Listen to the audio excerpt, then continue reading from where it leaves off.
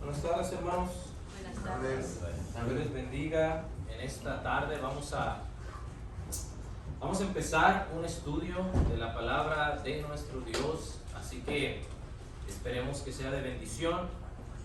Lo decidí grabar porque pues así me ahorro el tiempo, ¿verdad? De volverlo a hacer, de volverlo a grabar, de volverlo a exponer. Ya de una vez pues aquí, ¿verdad? Lo hacemos. También ustedes opinan, porque también es importante, porque pues por los videos de los miércoles pues es difícil, ¿verdad? Solamente me escuchan hablar y pues es todo.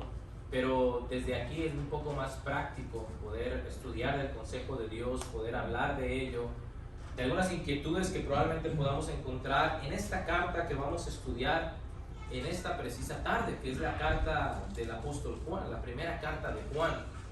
Y créame, hermano, que cada vez que yo voy a estudiar una carta versículo por versículo con ustedes, con la iglesia, créame que para mí es mucha alegría, porque vamos a introducirnos a una carta que yo no sé si alguna vez la ha estudiado, se ha tomado el tiempo de profundizar en ella. A veces la leemos algunas secciones que ya conocemos, pero cuando nos introducimos y miramos cuáles eran las circunstancias que rodeaban a los hermanos en este primer siglo, la iglesia del primer siglo, pues entendemos un poco mejor lo que el apóstol Juan va a escribir, porque eso es lo que Juan ahora va a tratar. Así que créame, hermano, que mi propósito es de que juntos aprendamos, que juntos conozcamos de la palabra de Dios, y que también si hay algunas dudas o preguntas, que claro, se pueden hacer, porque de eso se trata las clases bíblicas.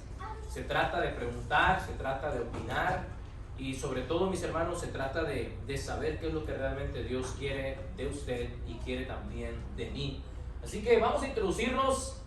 El autor, pues, el autor es un poco complicado, más adelante lo vamos a mirar, pero se le reconoce al apóstol Juan. El autor es un poco complicado, más adelante lo vamos a mirar, pero se le otorga al apóstol Juan. Posteriormente, la fecha en la que probablemente se escribe es la fecha del 90 después de Cristo. El lugar de procedencia se dice que estaba Juan en la ciudad de Éfeso. Ahora, muy bien, ahí como usted lo mira, hay una información muy importante. Yo no sé si lo alcance a mirar, espero yo que sí. Pero la procedencia es un poco complicada también de poder tener una exactitud dónde estaba Juan cuando escribe esta primera carta. Algunos creen que estaba en Éfeso, y la razón por la cual se cree que estaba en Éfeso era porque recuerden ustedes que en el año 70 después de Cristo se destruye el templo de Jerusalén a manos del emperador Tito, ¿verdad? Es el que destruye el templo de Jerusalén, y muchos judíos huyen de la ciudad de Jerusalén. Y se cree que Juan huyó a la ciudad de Éfeso porque algunos que se les conoce como los padres apostólicos, que estos son Policarpo de Esmirna y Papias de Hierápolis, que fueron estudiantes del apóstol Juan, se cree que estos conocían muy bien el lugar donde estaba el apóstol Juan. Ahora usted dirá, bueno, hermano, ¿qué son los padres apostólicos? Bueno, esto es otra clase, pero los padres apostólicos básicamente son aquellos que estuvieron después de los apóstoles. No eran apóstoles, no tenían el poder ni el don como los apóstoles lo tenían, pero eran gente bastante espiritual. De hecho, hay muchos escritos de estos hombres, de Policarpo, de Papias. También hay otro que es otros varios padres apostólicos que encontramos usted y yo en el tiempo en el cual vivió el apóstol Pablo, el apóstol Juan, el apóstol Pedro. No eran apóstoles, ni siquiera tenían el poder de los apóstoles, pero eran gente verdaderamente espiritual. Ahora bien, se cree que estos dos hombres, Policarpo de Esmirna y Papias de Hierápolis, nacieron en el 70 después de Cristo, ambos, y fallecieron casi igual, 155 después de Cristo y 160 después de Cristo. Por eso estos dos personajes son importantes, porque se creen que fueron alumnos del apóstol Juan. Esto, hermano, es algo muy normal, porque recuerde que los apóstoles siempre tenían gente a su lado, ¿verdad? Gente que los consideraban sus alumnos. Por ejemplo, Pablo tenía a Timoteo, ¿verdad? Pablo tenía a Tito. Estos eran más reconocidos porque Pablo mismo menciona de ellos, Pero aunque Juan no menciona de estos dos, pero se cree que estos dos sabían el lugar donde el apóstol Juan pasó sus últimos años de vida. Ahora bien, las palabras claves que aparecen en esta carta, la palabra amor aparece 22 veces, sepáis 22 veces, verdad también aparece 9 veces, luz 5 veces y tinieblas 5 veces también. Son las palabras claves que usted va a encontrar en esa carta. Los vamos a ir mirando y vamos a ir observando las veces que esta palabra se va repitiendo. Ahora bien, hermano, vamos a entrar a un mapa. ¿Por qué se considera que el apóstol Juan estaba en la ciudad de Éfeso? Bueno, esta es la isla de Patmos. ¿Se acuerdan dónde estaba Juan cuando escribió un libro aquí en Patmos? ¿Se acuerdan qué libro escribió? Apocalipsis, ¿verdad? El libro de la revelación. Aquí es donde se cree que obviamente Juan pasó sus últimos días de vida. Él se considera que estaba en Éfeso cuando escribió la primera carta de Juan, que fue en el 90 después de Cristo, y Apocalipsis se cree que lo escribió entre el 95 y 96 después de Cristo, aproximadamente 5 o 6 años, y fue llevado a Patmos. Se cree que Juan, hermano, el apóstol Juan, se cree que fue el único apóstol que no fue castigado, que no fue muerto de una manera cruel como los otros apóstoles fueron. Porque si usted recuerda, se cree por la tradición que el apóstol Pablo murió decapitado a manos del emperador Nerón. Se cree que el apóstol Pedro también murió crucificado boca abajo por el mismo emperador Nerón. Y el único que se cree que murió de una manera natural fue justamente Juan. ¿Dónde? En la isla de Patmos, donde básicamente, hermano, pues no había básicamente nada, era como una cárcel, era como un castigo. Y la razón, hermano, es porque en aquel tiempo los emperadores y los reyes romanos se consideraban dioses, se consideraban gente que se le tenía que venerar. Y los cristianos, como Juan, pues obviamente se negaban rotundamente a adorar al emperador, al rey romano. Pero como Juan también ya era una persona grande de edad, no lo querían matar de una manera cruel, pues lo mandaron aquí a Patmos como castigo, a pasar sus últimos días de vida, y fue ahí donde se cree que el apóstol Juan murió. Ahora, ¿por qué le digo esto, hermano? Porque obviamente tiene mucha relación. Si Juan, estando en Éfeso en el año 90 después de Cristo, y después 5 años lo mandaron aquí por el hecho de no negar su fe, porque eso es lo que recuerda usted lo que pasaba, los conflictos que había en la iglesia del primer siglo, es que eran perseguidos. Y hermano, eran perseguidos de una manera cruel. No crean que eran perseguidos para saludarlos ni para darles un beso y un abrazo. Eran perseguidos porque querían matar y exterminar a los cristianos en el primer siglo. Entonces, 5 años después, 6 años después aproximadamente, aparece Juan aquí en la isla de Patmos. Ahora bien, yo sé que esto es un poquito de información y se la voy a tratar de resumir, pero lo que yo le decía, hermano, es que es muy difícil saber con exactitud el autor. Para algunos es difícil porque si usted mira, primera de Juan capítulo 1, versículo 1, si usted lo mira en su Biblia, dice: lo que era desde el principio, lo que hemos oído, lo que hemos visto con nuestros ojos, lo que hemos contemplado y palparon nuestras manos tocante al verbo de vida. Eso es lo que dice en el versículo 1. Si usted se da cuenta, hermano, no dice su nombre, no dice quién es, no se sabe si realmente fue Juan o no fue Juan. Para algunos no se sabe. Ahora, ¿por qué cree usted que es Juan? Bueno, pues algunos consideran que es Juan por el estilo, la forma en la que él escribe. El apóstol Pablo tenía una manera muy peculiar de escribir sus cartas. Y si usted ha mirado todas las cartas de Pablo, por lo regular Pablo siempre se presenta: yo Pablo, siervo o apóstol o llamado a ser apóstol, ¿verdad? Y luego hay un saludo muy común que dice: gracia y paz a vosotros de Dios vuestro Padre y del Señor Jesucristo. Un saludo muy común de Pablo que caracteriza las cartas del apóstol Pablo. Ahora, entramos a primera de Juan y miramos que el autor no se introduce con su nombre, ni siquiera dice su nombre, pero en las demás cartas, por ejemplo, segunda de Juan, tercera de Juan, que se cree que nuevamente son de Juan, tampoco se introduce como Juan, se introduce como el anciano. Es lo único que dice. Ahora, ¿por qué creemos que es Juan? Bueno, porque el hecho, hermano, de que en el año 90 probablemente se haya escrito esta carta, hermano, para el año 90 ya no había ningún apóstol con vida, únicamente estaba Juan. Era el único que estaba con vida, los demás ya habían muerto. El apóstol Pablo se cree que murió entre el 75, 76, casi mismo que Pedro, en ese mismo año. Entonces, el único apóstol que podría haber estado con vida en este momento, en el año 90 después de Cristo, posiblemente es el único, es Juan. Ahora, yo le hago ver esto, hermano, porque si usted va al Evangelio de Juan, vayamos al Evangelio de Juan para que usted mire también, vamos a ver si realmente se introduce Juan como Juan.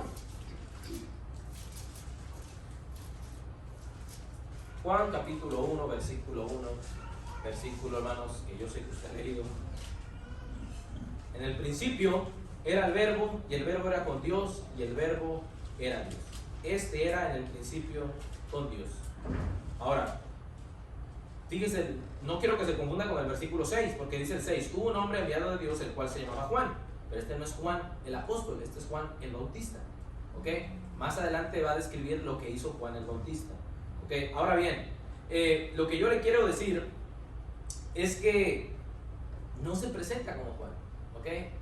Solamente dice el versículo más famoso que usted y yo conocemos, o de los más famosos que conocemos del Evangelio de Juan. No dice que es Juan. Se cree que es Juan también por la forma en la que él escribe, la forma en la cual él se expresa, pero nuevamente, hermano, no hay una presentación del autor como Pablo regularmente se presenta, porque Pablo, usted lo conoce, en sus cartas se presenta primeramente él y después da un saludo muy peculiar del apóstol. Entonces, miramos el Evangelio de Juan, que el autor no se presenta, miramos la primera carta de Juan, que tampoco se presenta, segunda y tercera de Juan tampoco se presenta, solo dice el anciano. Y el libro de Apocalipsis, para que usted mire, en el libro de Apocalipsis, vamos al libro de Apocalipsis, por favor, para que usted observe también.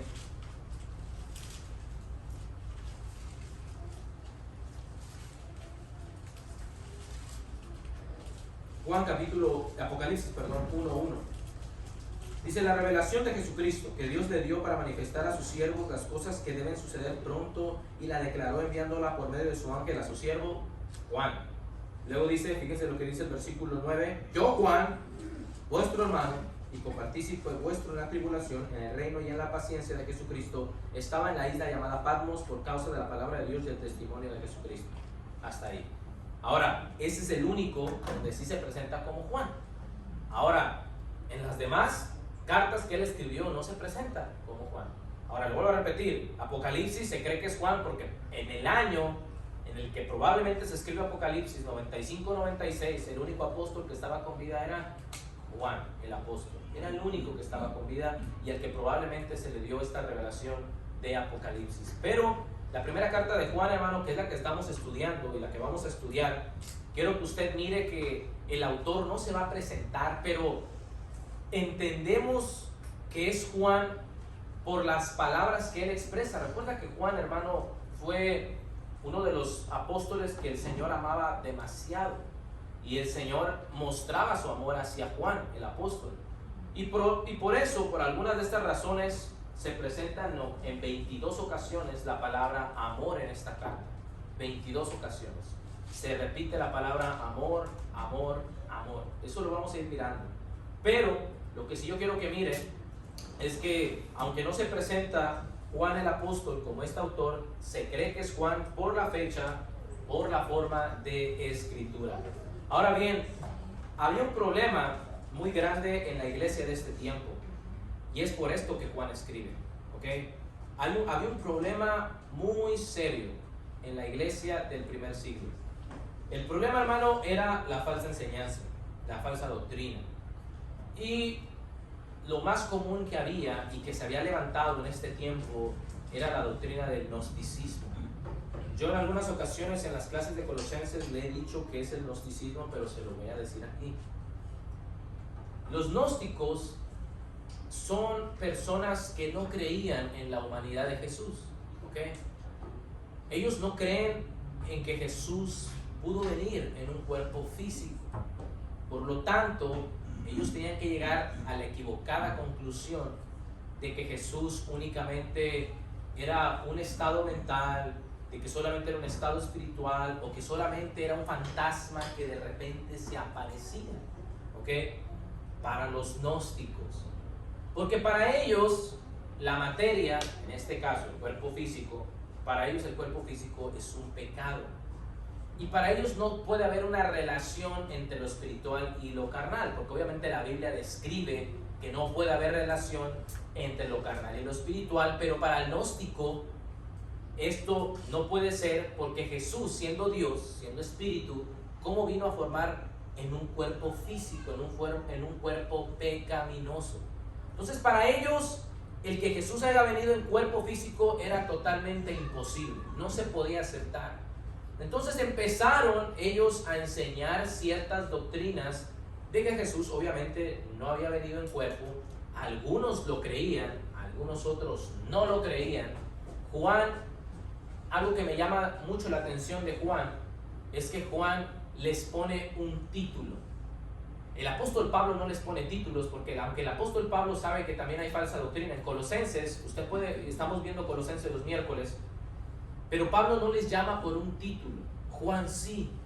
Juan les llama los anticristos, ¿ok? Así es como Juan los llama. Aquellos que niegan a Jesús que vino en carne. Así es como Juan los llama. Pablo no les llama anticristos.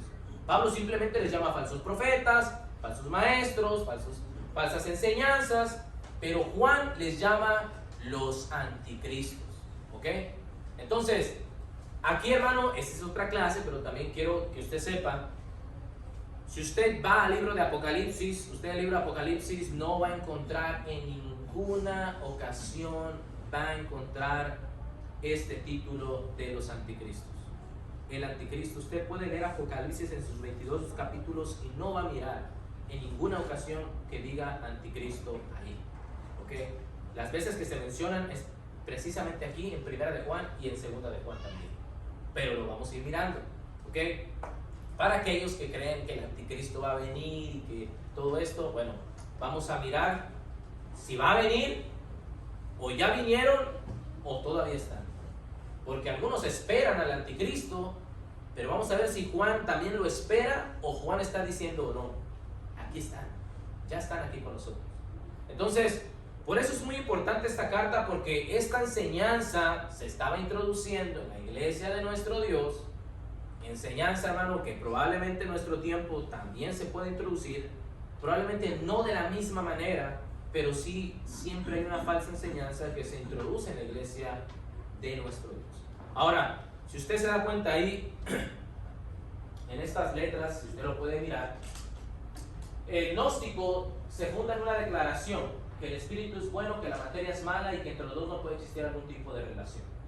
Los medios para escapar del reino material al reino espiritual son muchos. Uno de ellos es el conocimiento. De ahí viene la palabra griega gnosis, que originalmente es de esta palabra donde nace este pensamiento filosófico. Por eso se le llaman gnósticos, porque se creen gente con mucho conocimiento. La palabra gnóstico viene de esta palabra conocimiento en griego, que es gnosis, ¿ok? Entonces, algo muy importante, hermano, que necesitamos saber como trasfondo de la carta, es que la iglesia estaba sufriendo falsa enseñanza, falsa doctrina. Juan les llama al arrepentimiento, Juan les hace mirar la importancia que es estar en la luz de Dios, en el amor de Dios, para que ellos puedan permanecer en esa comunión con el Padre. Eso es lo que Juan va a tratar en esta carta. Ahora, yo le hago mirar esto, hermano, porque para ellos este es muy importante. Para el tema central del gnóstico es quién es Él, hablando acerca de Cristo. Si era Dios, cosa que usted y yo afirmamos, ¿cómo fue que murió? Y si murió, ¿cómo pudo haber sido Dios? Para ellos eso no tenía sentido. ¿Cómo, siendo nuestro Dios, vino a morir, entonces no es un Dios, porque entonces murió. Entonces, para ellos este tipo de declaraciones no tenían mucho sentido, y claro, trataban de introducirlo en la iglesia, y la única forma de poder aclararlo es que ellos, o que Cristo era únicamente un fantasma, ¿ok? Un fantasma. Eso lo vamos a mirar en la siguiente, porque el gnosticismo se dividía o se divide en dos ramas. Uno que es el docetismo y la otra que es el serintianismo. Ahora, el docetismo viene de una palabra griega que es dokesis, que significa aparición o fantasma. Ahora bien, esto es lo que yo le decía, esta rama del gnosticismo cree que Jesús solamente es un fantasma, ¿okay? Que lo que Jesús padeció en esa cruz es solamente una apariencia, que nunca sucedió realmente, que solamente fue algo que algunos cristianos imaginaron que sucedió, pero realmente no fue así. Entonces, esto se estaba introduciendo en la iglesia de nuestro Dios, y pues obviamente, hermano, los apóstoles tenían que poner orden en muchas de estas enseñanzas. El otro, que es el serintianismo, que es y se le llama así por su autor Cerinto, es un hombre que creía que Jesús es un humano, la persona de Jesús es un humano, pero que él cuando se bautizó, usted ha leído el versículo, dice que viene el Espíritu, ¿verdad?, como forma de paloma. Entonces dice esta parte del gnosticismo que Jesús, que el Cristo espiritual entró en la persona de Jesús, ¿ok? Son dos personas diferentes, Jesús y Cristo. Cristo desciende como paloma en el hombre Jesús. Cuando muere en esa cruz, Cristo el Espíritu deja a este Jesús, y por eso hace la declaración Jesús, porque me has abandonado. Porque supuestamente, le voy a repetir, esto es lo que ellos creían, supuestamente el Espíritu de Cristo abandonó a Jesús.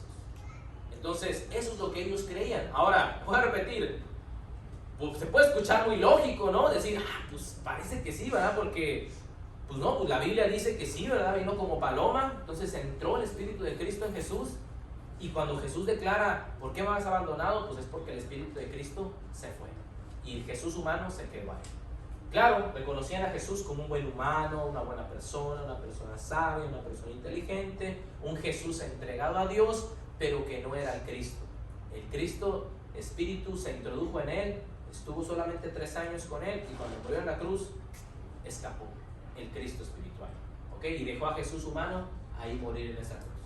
Entonces, todas esas enseñanzas, hermano, pues imagínense, la iglesia en su nacimiento, porque estamos hablando, hermanos, de que la iglesia apareció en el año 33, estamos hablando del año 90, eran 57 años que tenía la iglesia. Imagínense, hermanos, 57 años, estaba la iglesia apenas floreciendo, creciendo, y de repente se empiezan a introducir con este tipo de cosas, y muchos de los hermanos nuevos, recién convertidos, pues no sabían si realmente creerlo o no creerlo. Entonces, quiero preguntarle hasta ahorita, hermano, ¿alguna duda? ¿Alguna pregunta? Estamos viendo la introducción, hermano Raúl.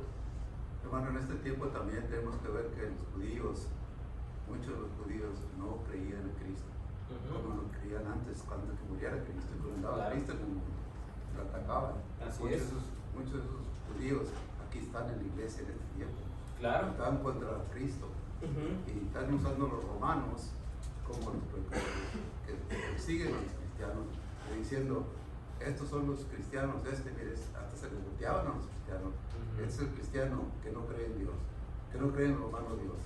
Así es. Y ahora, gracias, hermano, por el comentario. Otra de las cosas que le quiero decir, y qué bueno que lo mencionó, hermano Raúl, es de que si usted mira la carta de Colosenses, la carta de los Romanos,